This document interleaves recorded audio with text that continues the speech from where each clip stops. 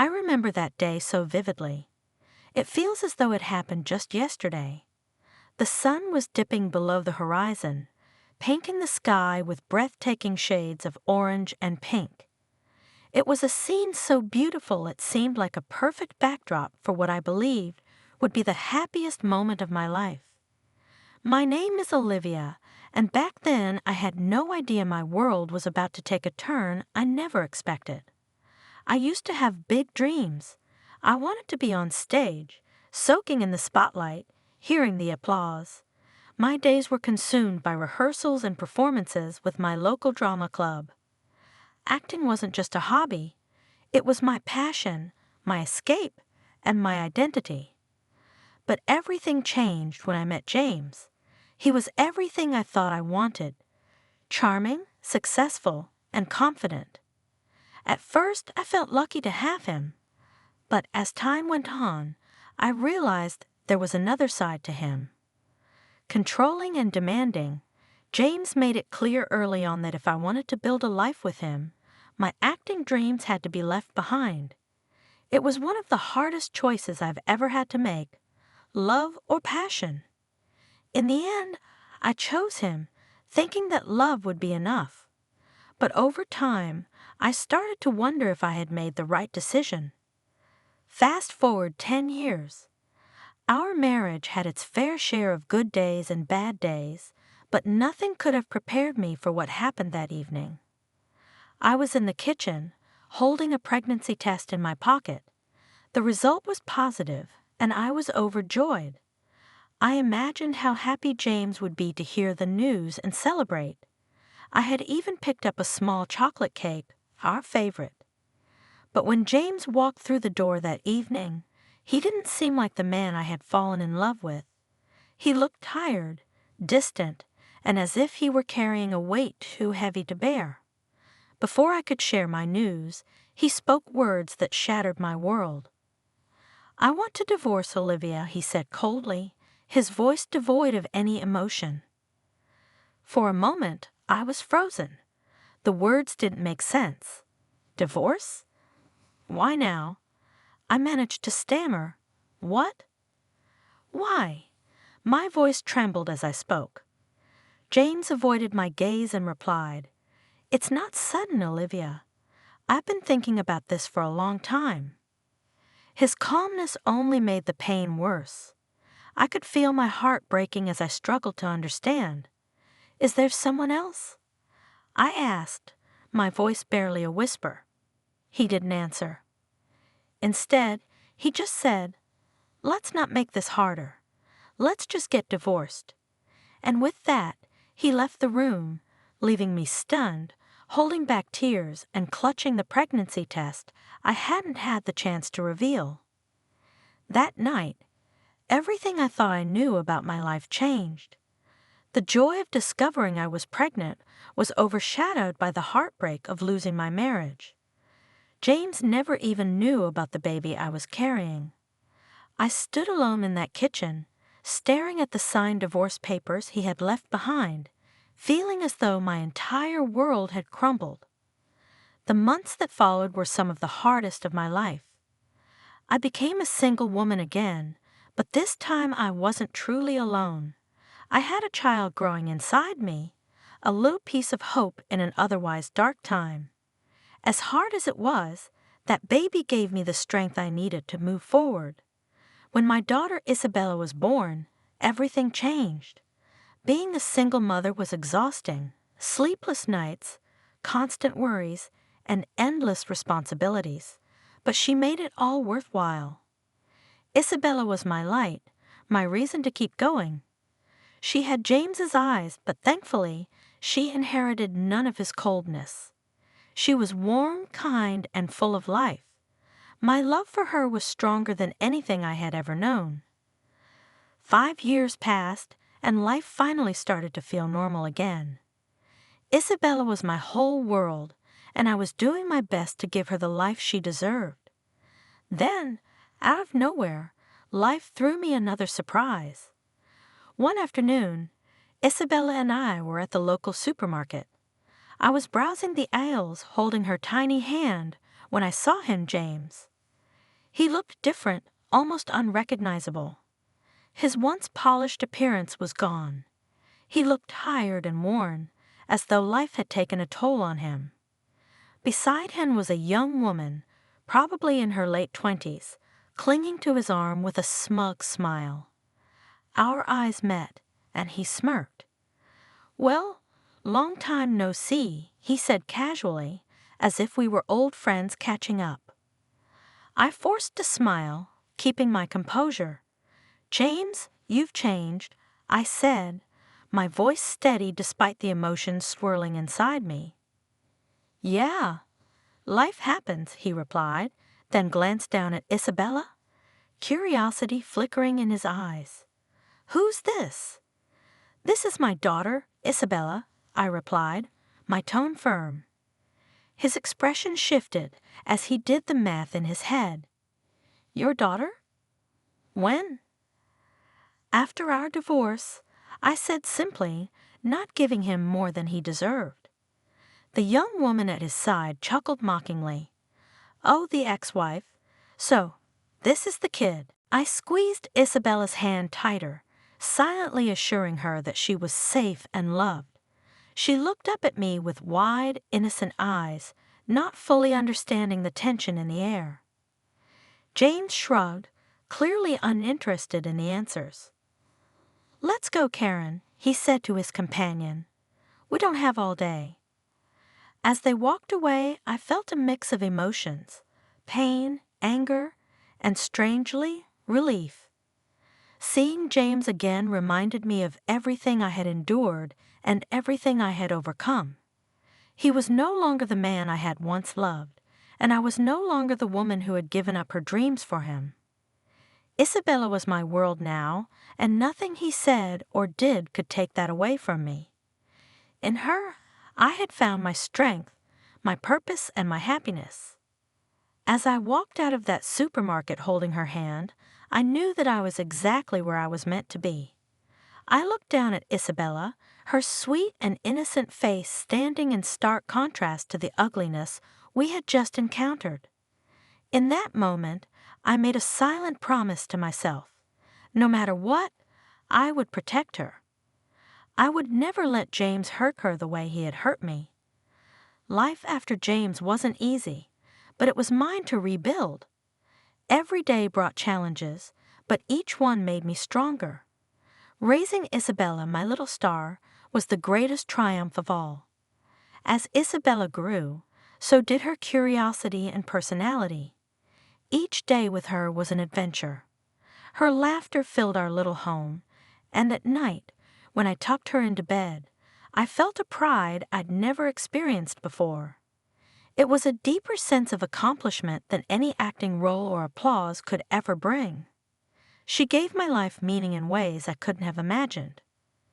One day, when Isabella was 6, she came home from school with her face glowing with excitement. "Mommy, my teacher says I'm good at acting. She wants me to be in the school play," she exclaimed, her voice full of joy. Hearing those words made my heart swell with pride, but it also stirred something deep inside me, a bittersweet reminder of my own long-buried dreams. "That's wonderful, honey," I said, pulling her into a tight hug. "You're going to be amazing." As time passed, Isabella's love for acting grew. She was a natural, brimming with confidence and charm. Watching her on stage was like looking into a mirror of my past. It was ironic, really. The child I had with the man who forced me to give up acting was now following in my footsteps. Life has a strange way of circling back. One crisp autumn afternoon, as Isabella and I walked home from her drama class, we ran into James again. He was alone this time, and he looked even more worn and tired than before. His once proud posture was slouched, and the spark of confidence in his eyes had dimmed. "Olivia, Isabella, fancy seeing you here," he said, his voice lacking the charisma it once held. I stopped in my tracks, my protective instincts kicking in. "What do you want, James?" I asked, my tone cold and unwelcoming. "Just saying hello. Is that a crime?" he replied, a defensive edge creeping into his voice. Isabella, sensing the tension, hid behind me, peeking out curiously. James's eyes lingered on her, and for a moment, I thought I saw something crack in his expression. A fleeting glimpse of regret. "You never told me about her," he said softly, his voice almost vulnerable. "There's nothing to tell," I replied firmly. "You made your choice when you left." His gaze hardened, and his expression turned defensive again. "I guess I did," he admitted. "But seeing her now, she's mine too, isn't she?" A wave of protectiveness surged through me, and I stood taller, blocking Isabella from his view. "She's my daughter," I said sharply. "You lost any claim to her the day you walked out on us." James scoffed. The regret in his eyes was quickly replaced by a cold smirk. "I see you're still bitter," he said mockingly. "But remember, Olivia, blood is thicker than water." With that, he turned and walked away, leaving me standing there with a knot of unease in my chest. His words lingered in the air like a dark cloud, filling me with a sense of foreboding. That night, as I watched Isabella sleep peacefully, I made another promise. I would do whatever it took to keep her safe. James had already stolen my dreams. I wouldn't let him take her future too. The days after that encounter felt heavy, but life had to go on. Isabella's school play was just around the corner, and she was thrilled to be the star. The excitement in our home was contagious as she practiced her lines and twirled in her costume. Her happiness lit up my world. Finally, the big night arrived. The school auditorium buzzed with energy as parents and teachers filled the seats, ready to watch their children perform. I sat in the front row, my heart pounding with pride as the lights dimmed and Isabella stepped onto the stage. She was radiant, her performance flawless, her joy infectious. The applause was thunderous, and tears filled my eyes as I clapped harder than anyone else in the room. After the play, as we gathered in the hallway to celebrate, I felt a tap on my shoulder. Turning around, I came face to face with the last person I wanted to see, James. "Great show," he said casually, though there was something unsettling in his tone, something I couldn't quite place. "What are you doing here, James?" I asked, my voice icy and firm. "I wanted to see my daughter perform," he replied with a smirk. "She's got talent, just like her mother." His words struck a nerve. I knew he was trying to charm his way back in, but I wasn't falling for it. "Isabella doesn't need you," I said firmly. "She's doing just fine without you." James's smirk faltered for a moment, but he quickly recovered. "We'll see about that," he said cryptically, before turning and disappearing into the crowd. I felt a chill run through me, but I pushed it aside. Isabella was my priority, and I wouldn't let anything or anyone ruin her happiness. That night, as I held her hand and walked her home, I reminded myself that our little family was stronger than any storm James could bring. She was my everything, and I would fight to keep her safe, no matter what. James's words left me furious, but I forced myself to stay calm. "Isabella is nothing like me," I said firmly. "She's her own person." He leaned closer, a smug grin on his face. His arrogance was almost suffocating. "Oh, come on, Olivia. We both know she got that talent from you. And now it's my turn to be part of her life." His statement sent an icy chill down my spine. I met his gaze, my voice unwavering. "You gave up that right a long time ago." James laughed, the sound hollow and sharp. "Rights can be reclaimed, Olivia, especially when it comes to her." Before I could respond, Isabella ran up to us, her face glowing with excitement. "Mommy, did you see me? I was a princess," she exclaimed, twirling in her little dress. I pushed my worries aside and smiled at her. "You are wonderful, sweetie." James crouched down to her level, his tone dripping with false warmth. "You are amazing, Isabella. Daddy's very proud of you." Isabella stared at him, confusion written all over her innocent face. "Daddy?" she asked, her small voice uncertain.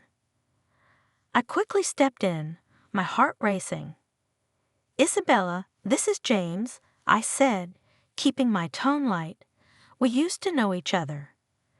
James stood up, his cold eyes locking onto mine. "We'll see each other again, Olivia," he said, his voice carrying an ominous promise. "This isn't over." As he walked away, I pulled Isabella into a tight hug, trying to shield her from the dread washing over me. His words echoed in my mind, a warning of the storm that was brewing. I had worked so hard to build a safe, peaceful life for Isabella and me, and I wasn't about to let James ruin it. But deep down, I knew this was just the beginning. In the weeks that followed, Isabella's star began to rise. Her performance in the school play had caught the attention of a local talent agent, and they offered her small roles in commercials and TV shows.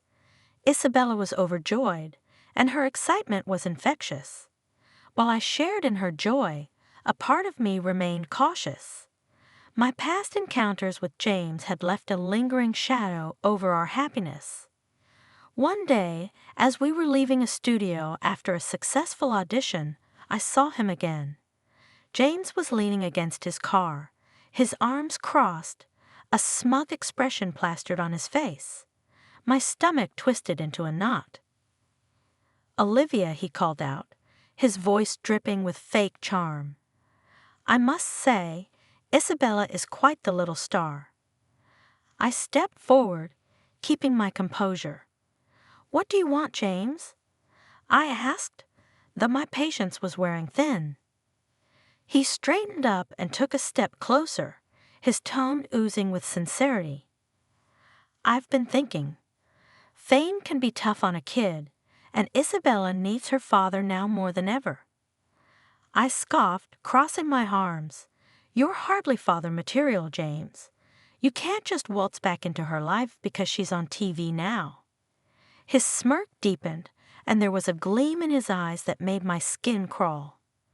"But I am her father, Olivia," he said, emphasizing the word, "and it seems to me that her success could be lucrative."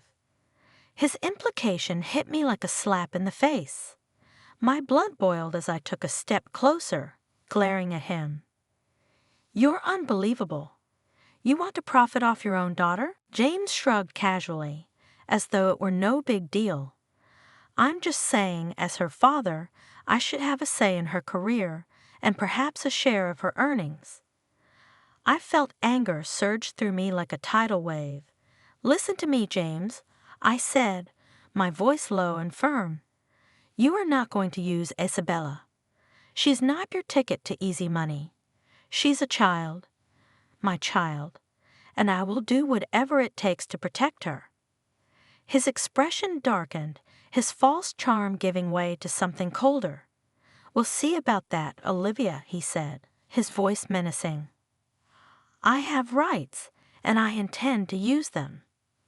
Without another word, he got into his car and drove away, leaving me standing there, shaken but determined. I knew James meant every word, and I also knew he wouldn't stop at anything to get what he wanted. Fear settled over me, but so did resolve. I had fought hard to give Isabella a good life, and I wasn't about to let him take that away. A few days later, the threat James posed became all too real. I received a letter in the mail. Its tone cold and formal, it was from a law firm stating James's intention to claim parental rights and demand a portion of Isabella's earnings.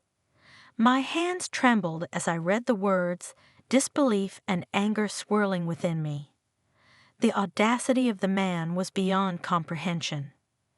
He had abandoned us, left me to raise Isabella on my own, and now he wanted to stake a claim because of her success. It was despicable. But as much as his actions infuriated me, they also strengthened my resolve. I wasn't going to let him manipulate Isabella or take advantage of her.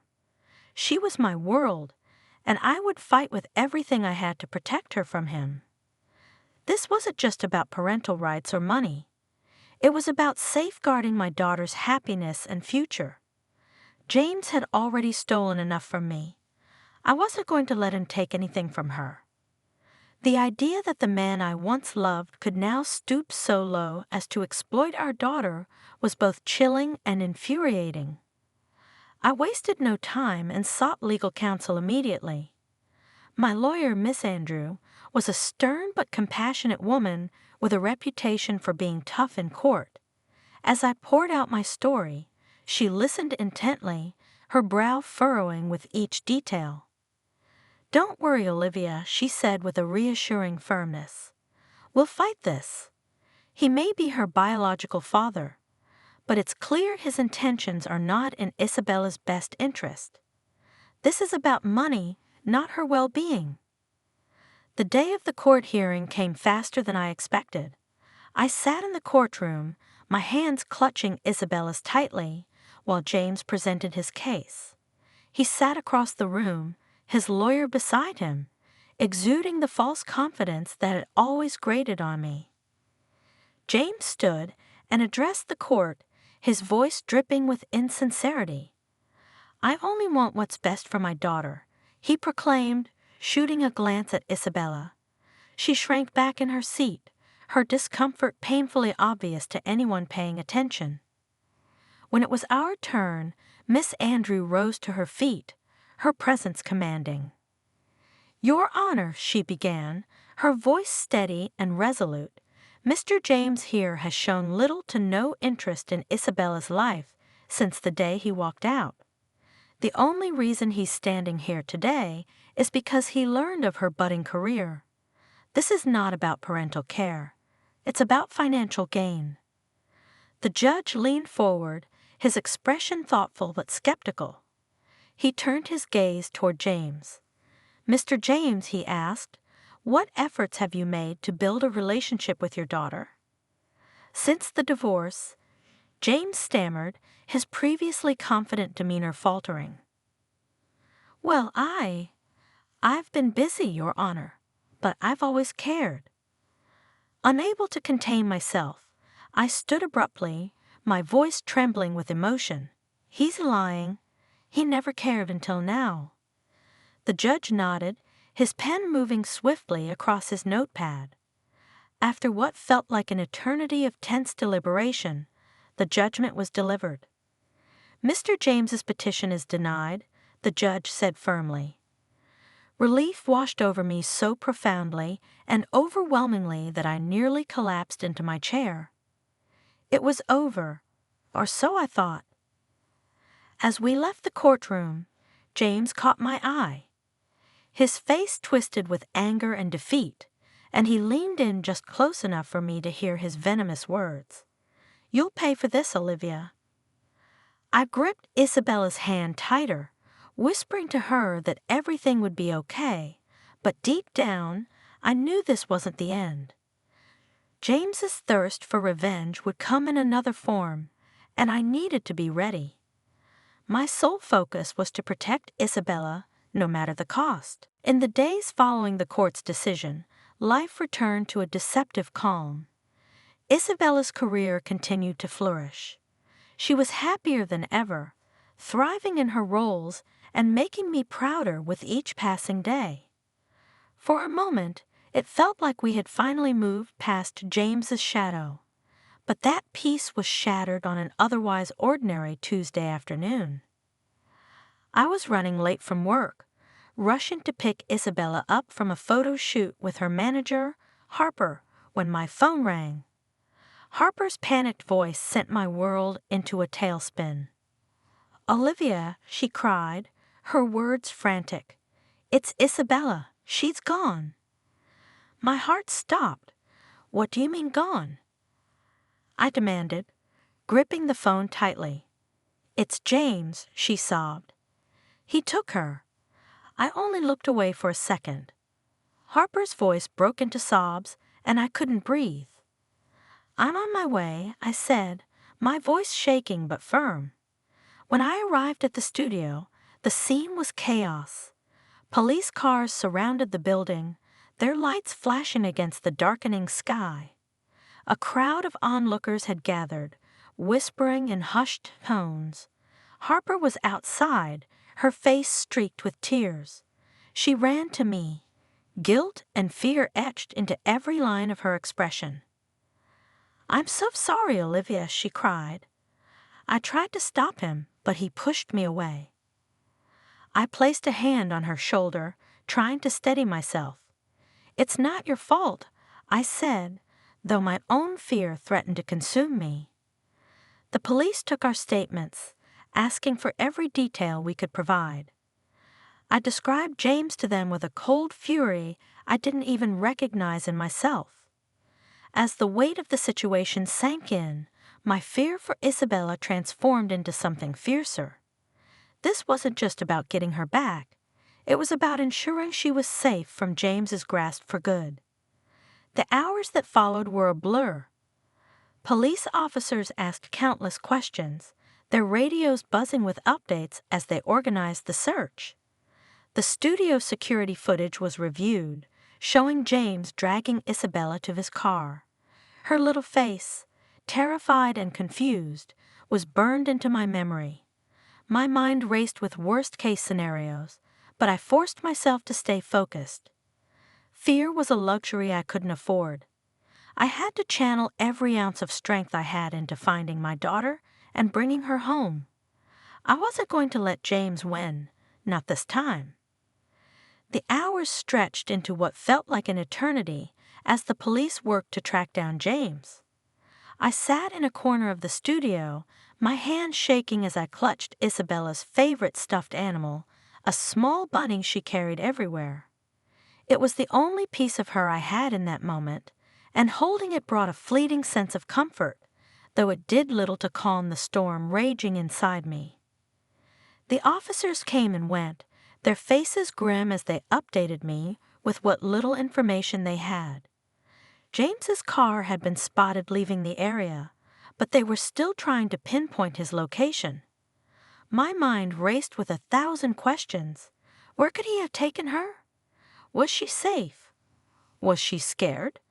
The thought of Isabella crying, calling out for me, was enough to break me. But I couldn't afford to crumble. Not now. Harper sat beside me, her eyes swollen from crying. "I feel so guilty, Olivia," she whispered.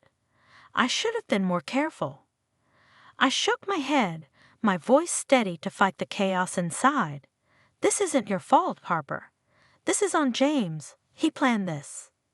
The anger inside me grew with each passing minute. This wasn't an impulsive act.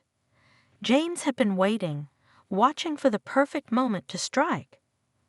The realization made my resolve even stronger. He might think he had the upper hand, but he underestimated me. I would stop at nothing to bring Isabella home. By the time night fell, the police had made some progress. James's car had been spotted heading toward a remote cabin in the woods, a property he had once inherited from a relative. The officers assured me they were mobilizing a team to rescue Isabella, but waiting for action felt unbearable. "I'm coming with you," I told the lead officer, my voice firm. "Ma'am, it's safer if you stay here. Let us handle this," he replied gently but firmly. "No," I said, standing my ground. "That's my daughter out there. I need to be there." After some hesitation, they agreed on the condition that I remain in the car until it was safe. I reluctantly agreed, knowing that being closer to Isabella was the only thing that would keep me sane. The drive to the cabin was tense and silent, the air thick with anticipation.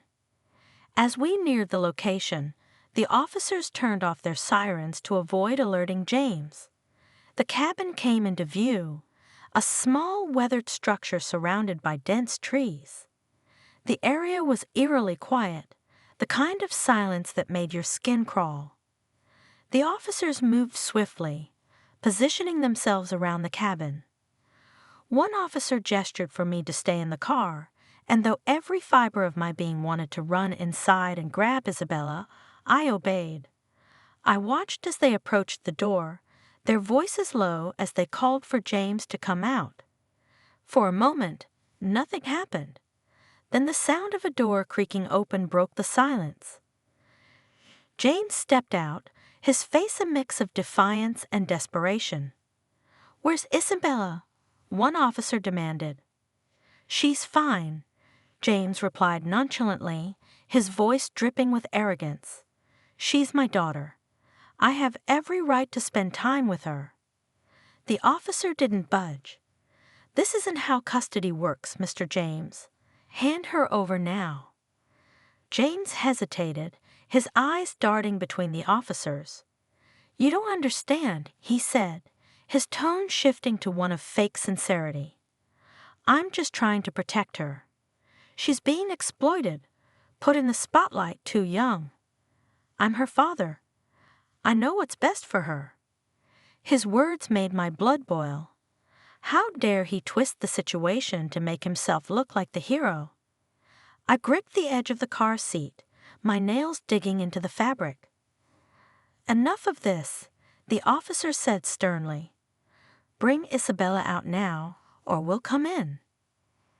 James hesitated for a long moment, then finally stepped back inside. The seconds felt like hours as I waited, my heart pounding in my chest. Finally, I saw her, Isabella. Her small figure emerged from the doorway, clutching a blanket. She looked scared but unharmed. "Mommy!" she cried out, spotting me through the car window. I couldn't hold back any longer. I threw open the car door and ran to her, pulling her into my arms. Tears streamed down both our faces as I held her close, her tiny body trembling against mine. "It's okay, baby," I whispered, stroking her hair. "Mommy's here. You're safe now." James stood in the doorway, his expression cold. "This isn't over," he said, his voice low and menacing. I glared at him, my anger boiling over. "Oh, it is over, James. You'll never get near her again." The officer stepped in, placing James in handcuffs. He didn't resist, but the look in his eyes told me he was already planning his next move. It didn't matter. I was done playing by his rules. From this point on, I would do whatever it took to ensure he stayed out of our lives for good. The ride home was quiet. Isabella clung to me, her head resting on my shoulder as she finally fell asleep. Her soft breaths were a reminder of why I had to be strong, why I couldn't let fear or exhaustion win. She was my world, and I would move heaven and earth to keep her safe. Over the next few weeks, I worked tirelessly with the police and my lawyer to ensure James couldn't come near Isabella again. Restraining orders were filed, and his parental rights were legally revoked. It wasn't an easy battle, but every victory felt like a step closer to freedom from his shadow. Isabella slowly began to return to her cheerful self, and I found solace in her resilience. She was stronger than I had ever given her credit for, and in many ways, she gave me the strength to keep going. Life after James wasn't easy, but it was ours. And as I tucked Isabella into bed each night, I made her a silent promise. No matter what challenges came our way, I would always fight for her. She was my light, my reason, and my strength. Together, we would face whatever the future held.